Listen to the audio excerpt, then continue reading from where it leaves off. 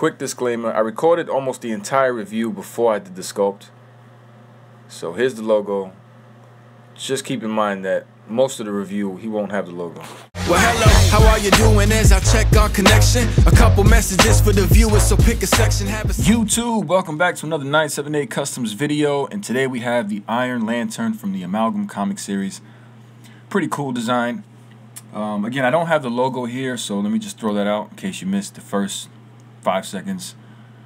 I thought it would look cool without it. In fact, I thought the logo was inside his arc reactor, but come to find out, I took a double look and it was actually around it. And so I decided to sculpt it afterwards, but I did shoot majority of the review beforehand, and my rotating disc ended up breaking. Well, my son broke it, and so I'm having a hard time standing my figures on it again, and so I might have to get a new one.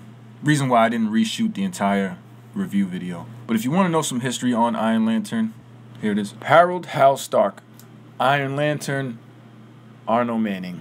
Hal Stark is a millionaire and the founder of Stark Aircraft. He was working on a stationary flight simulator when a device suddenly took off with him in it. Stark discovered that the flight simulator was being drawn to a crashed alien spacecraft, and the flight simulator crashed yards away from it. Stark was badly injured by shards of metal stuck in his chest. Curious to the end, Stark made his way to the alien spacecraft, where he came upon a dying alien Roman Sir. The alien died before he could speak with Hal, but Hal realized he was dying as well. With the last effort, Stark designed a suit of armor out of the alien technology powered by a battery he found in the wreckage, one which reminded him of a lantern. The suit of armor not only allowed him to survive, but gave him incredible powers, allowing him to create any object he pleased using a green energy. So he basically has the powers of Hal Jordan, but looks like Tony Stark, and they merged both names, Hal Stark. So closer look before the sculpt was added. Once again, my thoughts were it looked pretty cool. I do like the way the metallic green came out.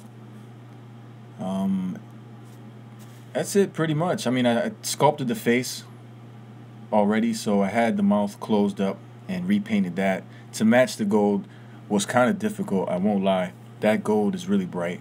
I did wanted to throw some shading, some like reflectiveness on there, but I was pleased with just how clean it looked, so I didn't. And this was him again without the sculpt, just to show you. And then when I finally added the sculpt, wasn't much, doesn't even look too much different, but there it is, the Iron Lantern officially sculpted in his chest. I mean, it does make a difference. Now you know what it is, because usually there's a logo on a superhero's chest, and even though Iron Man doesn't have one, you would just think it's a regular Iron Man if he didn't have the Green Lantern on it. So it had to be done, and I'm happy I did it. And I don't know if you think it looks different, if it makes a difference. For me, I said it didn't, but it really does make a difference. I lied. I'm sorry. I won't do that again. Sculpted mouth, sculpted logo, painted everything else, and that's pretty much it. If you want to make yourself an Iron Lantern, all you really need is this Iron Man, and this one is the vintage wave. There are a few more with the same body, but this one is the vintage wave, and a lot of people are just passing on that guy, so I'm sure you'll find one at your local Walgreens. In fact, all those figures from the vintage wave could be used to make some Amalgam characters if you guys are really interested. Iron Lantern out of Iron Man. You see, it's the same exact thing.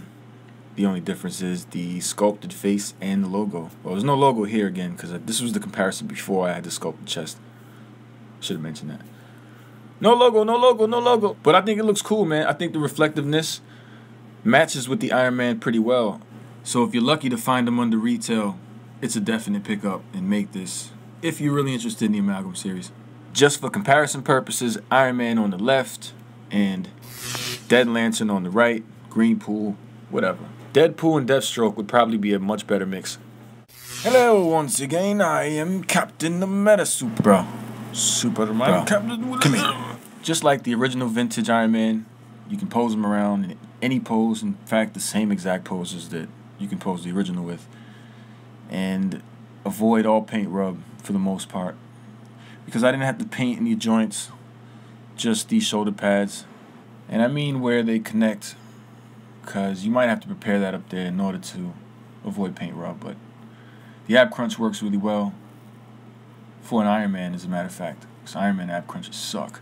The knees I didn't have to paint, so they work really well. The wrists are painted inside. I had to prepare those, so the wrists and the ankles were prepared. I had to actually take these feet off to sand down a little bit in the ankle to give me some room for paint in order to prevent paint rub. I did paint the bottom of those. In fact, I took the feet and the calves off so you can have the ability to spin and rotate those as much as you like. But one thing I want to mention about this figure that I don't like is these forearms just pop right off. And at first I thought I broke my figure, but then realizing it's just a peg, it just pops right in, or I don't know if it's a peg, but whatever you want to call it. It pops right in. The left one is a lot looser than the right one, but it did make it a lot easier to paint them. I didn't have to heat it up and take them out. They just popped right off. I wish the feet did the same, but I'm glad they don't, because it would be terrible. My figure would just fall apart every time it fell or something. Not that I wanted to fall or anything, but I do like this, and I think it's a good start for the Amalgam series I'm on. So far I have Iron Lantern and Super Soldier, and I'm working on a few. I'm going to do Dark Claw, and I'm going to do Spider-Boy, and I'm going to do Dr. Doomsday, and I'm going to do Dr. Strange Fate, and a few others I may do. But those are the ones that I'm pretty sure I'm guaranteed to do. So look out for that, guys. But as always, YouTube, you've reached the end of another 978 Customs video, and I appreciate you guys clicking on this one. And let me know in the comments below what you think about me working on the Amalgam series. Is it too far off the Spider-Man world, or what? Or should I continue and just make a set of 5 or 4 characters? I would like to see it personally, but let me know. As always, I appreciate the love. Thank you for subscribing. For those who have, thank you. For those who haven't, come on, man, please. We're almost up there. We're almost at 5,000. I appreciate everyone who's been here for so long, or for however we've been here, right? 2 years. We rose up. Thank y'all for real. I appreciate it. We're almost at the end of the year, and Christmas is around the corner. And this is Wolverine that I just recently got. Yes, sir. So I may make Dark Claw. You guys let me know. Dark Claw, Spider-Boy. Again, see you on the next review. Sing, sing, sing, sing.